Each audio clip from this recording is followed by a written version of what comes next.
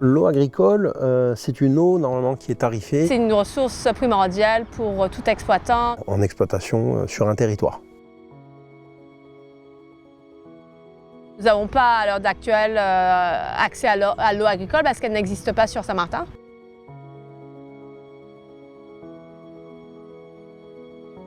Saint-Martin, c'est une île qui est sèche, donc il n'y a pas de rivière pérenne. L'unique ressource à l'heure actuelle, c'est l'eau de mer. Il y a beaucoup d'endroits à Saint-Martin qui s'appellent Spring. Ce n'est pas un hasard. C'est qu'il y avait des sources à cet endroit-là. D'autres solutions alternatives doivent être mises en œuvre afin d'améliorer la disponibilité de l'eau, notamment pour les usages agricoles.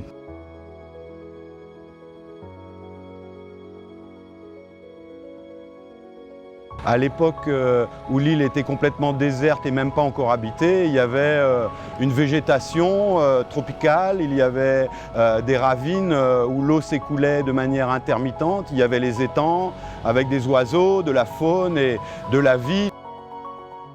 Rendre l'agriculture plus facile et accessible, il faut le faire. Ça ne pourra que donner un boost à l'agriculture qui a du mal à exister à Saint-Martin.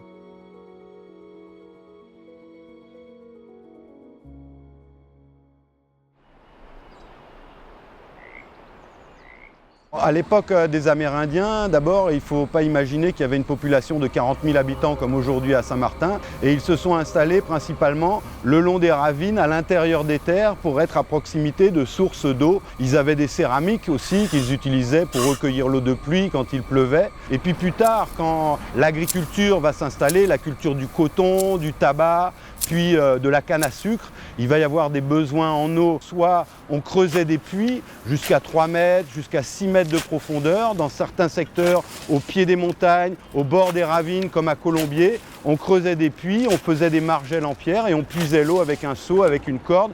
L'eau apparaissait dès qu'on atteignait la nappe phréatique en creusant entre 3 et 6 mètres de profondeur suivant les secteurs. Si vous regardez la rue de Hollande à Marigot, en partant du stade jusqu'au rond-point, il y avait un puits dans chaque cour.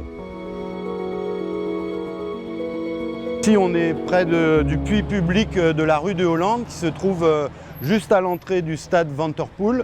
C'est un puits ancien qui date probablement du 19e siècle, des années 1800 et quelques.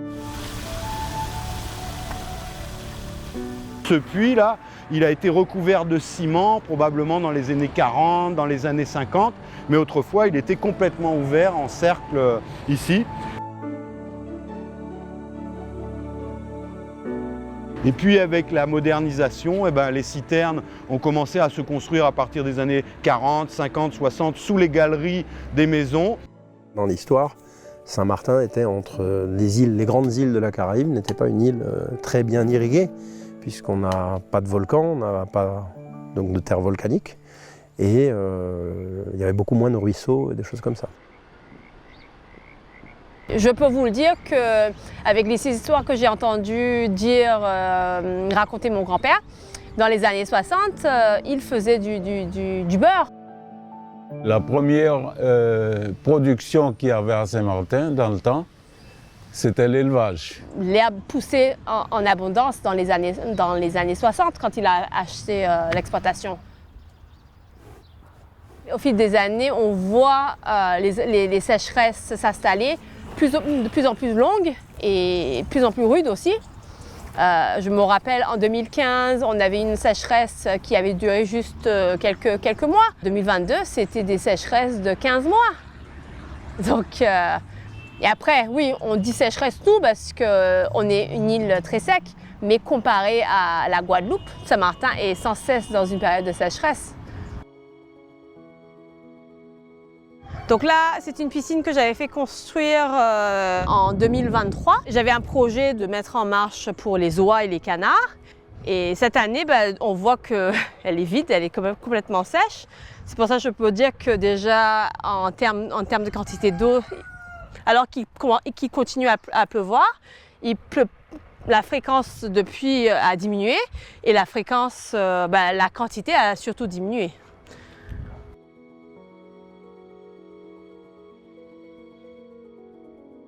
À l'époque, il n'y avait ni de production d'eau par l'usine d'eau qui se trouve à Galisbé aujourd'hui. Il n'y avait pas non plus de station d'épuration et de tuyaux pour enlever les eaux usées des maisons. Les gens avaient des citernes et ils avaient une fosse septique. Maintenant, on réinvente tout ça. On a bouché les puits. On paie l'eau qui est de l'eau de mer dessalée très chère. Donc, il est hors de question d'utiliser cette eau pour l'agriculture, sauf pour des productions peut-être très spécialisées comme les cultures hydroponiques ou l'aquaponie.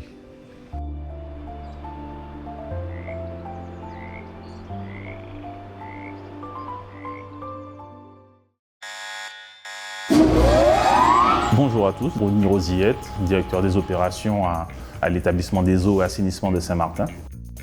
Bienvenue au point de commencement. Tout commence ici.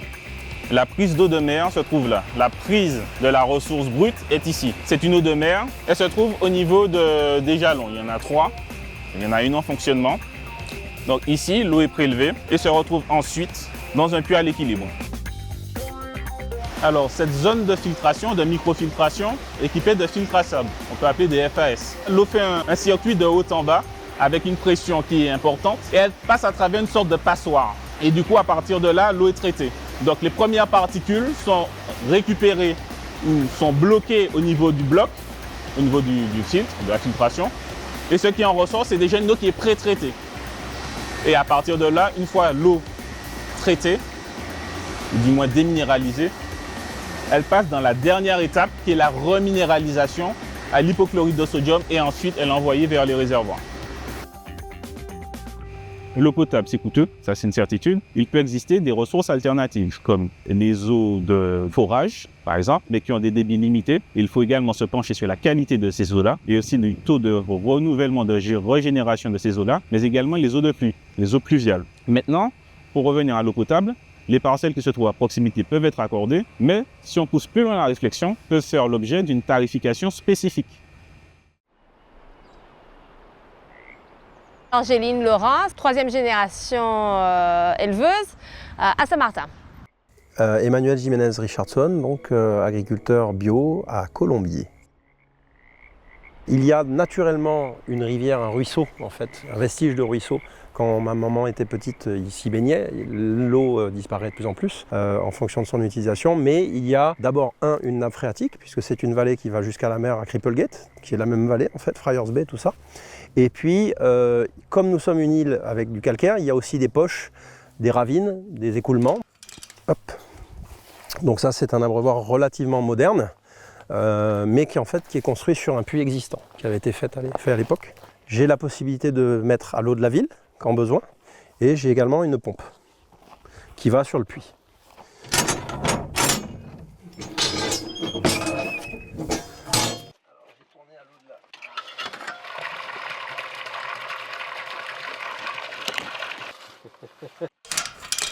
On est chez nous à la Rockland Farm. Je vous montre les 2 premières citernes que mon père avait construites dans les années fin 70. Ici, exactement sous ce bâtiment, se trouve une citerne à peu près de 30 mètres cubes. Ça, c'est le système que nous avons mis en place pour la citerne de ce bâtiment, avec un raccord qui passe souterrain, qui arrive ici et qui nous permet de donner l'eau aux cabris et aux moutons qui se trouvent sur cette partie de l'exploitation. Donc ça c'est le côté moderne où on a le petit bol qui alimente le bovin ou le mouton ou le cochon, etc. Et puis après voilà, j'ai un puits, un abreuvoir historique en 2001 qui est sur un puits qui a été construit en bas d'une ravine justement. On a 2 ravines, il y en a une ici, une là, naturelle. Donc il y a forcément une poche en bas et donc il y a un abreuvoir historique en pierre. La priorité pour moi, l'eau, c'est pour les animaux d'abord. Et dans un deuxième temps, la végétation. La végétation, par contre, dans toute la méthodologie de ce que je fais, j'essaye de maximiser, d'économiser un maximum l'utilisation de l'eau.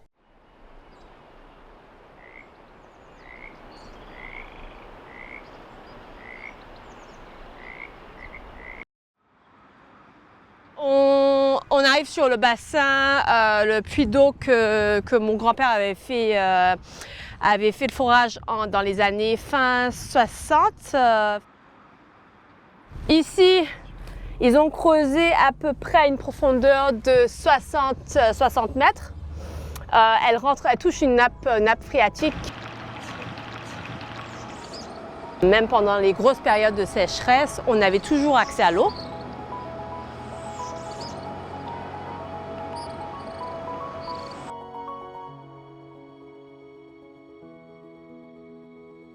Alors, l'eau agricole, c'est par destination, on peut dire. C'est-à-dire une eau qui doit servir pour toutes les productions agricoles, que ce soit les productions végétales, les productions animales, les productions en plein air, les cultures sous abri, l'hydroponie, l'aquaponie. Tout ça, c'est l'eau agricole qui doit servir. Depuis l'an dernier, la collectivité, en collaboration avec l'établissement et l'État, nous avons lancé la réflexion de pouvoir chercher un peu d'autres ressources alternatives afin de voir si c'est possible de les exploiter. Possibilité d'eau de nappe. Il y a aussi la réflexion de la retenue d'eau collinaire, c'est-à-dire tout ce qui est l'eau de pluie. Il est absolument possible pour tout administré, y compris les agriculteurs, de pouvoir utiliser l'eau de ville.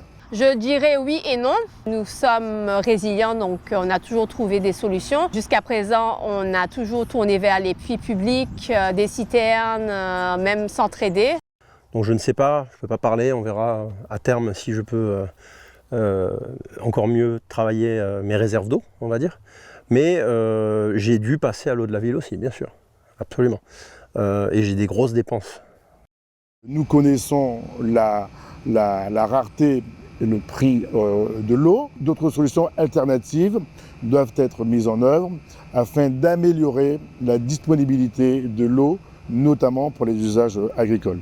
Ce sont des études, des programmes qui sont menés en très forte concertation avec la collectivité de Saint-Martin et donc nous réfléchissons à pouvoir répondre favorablement aux besoins des agriculteurs.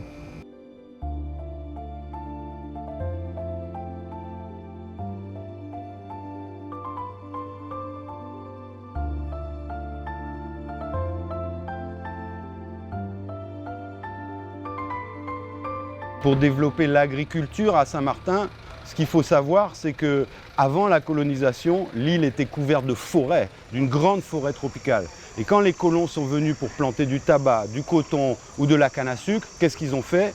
Ils ont coupé, ils ont brûlé, ils ont fait de la culture sur brûlis et tous ces grands arbres et toutes ces feuilles qui maintenaient l'humidité dans les sols ont disparu, ce qui fait qu'aujourd'hui, quand il pleut, l'eau coule rapidement et glisse sur les montagnes et arrive dans les étangs sans vraiment imprégner le sol. Donc une des choses qui pourrait être faite, c'est déjà de reboiser une partie des terres qui sont en friche avec des broussailles et qui ne retiennent pas l'eau.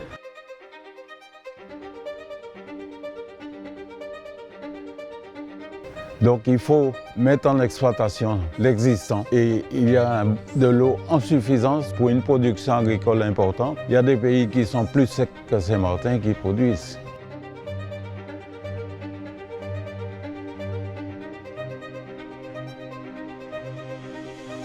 Sur un petit territoire prédisposé à être sec, faire de l'agriculture, c'est encore plus compliqué. Nous sommes des Saint-Martinois, on est toujours amenés à être très résilients et se débrouiller. On a trouvé des solutions. J'irrigue les plantes quand elles en ont besoin à leur stade de développement. Passer un certain stade de développement, comme nous, on a moins besoin de choses. Mais c'est sûr, si on avait accès à cette eau agricole, ça serait un plus. On ne sait pas quand est-ce que sera la prochaine période de sécheresse. Il y a absolument des choses à faire.